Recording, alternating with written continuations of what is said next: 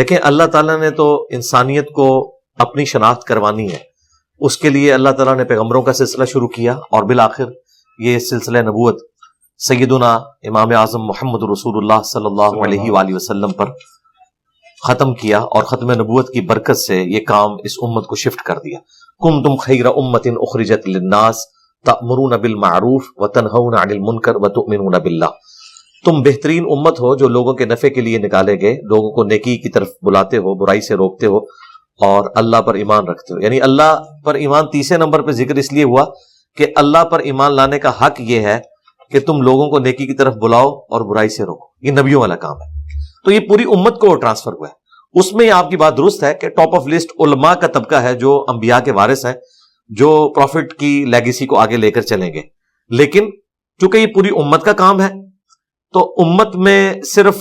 علماء کا طبقہ نہیں ہوگا، دانشور بھی ہوں گے، سائنٹسٹ بھی ہوں گے، ہر فیلڈ کے لوگ ہوں گے، جو قرآن میں ہے نا فَاسْأَلُوا أَهْلَ الذِّكْرِ إِن كُنتُمْ لَا تَعْلَمُونَ، اگر تمہیں علم نہیں ہے تو اس فیلڈ کے ایکسپرٹ سے پوچھو۔ اب قرآن میں آلموسٹ 1000 سے زیادہ آیات آؤٹ آف 6500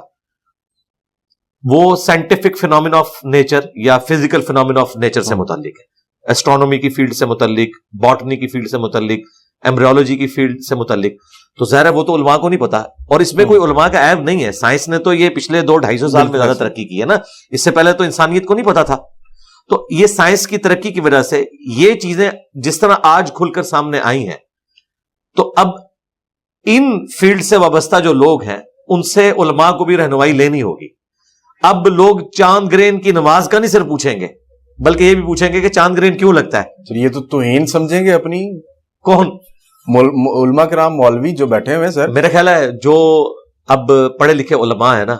سوشل میڈیا کے بعد، ہمارے دنیا میں چھوڑے جانے کے بعد، اب سب پڑھنا لکھنا شروع ہو گئے ہیں، انہیں پتہ ہے کہ اس طریقے سے معاملات نہیں چلتے۔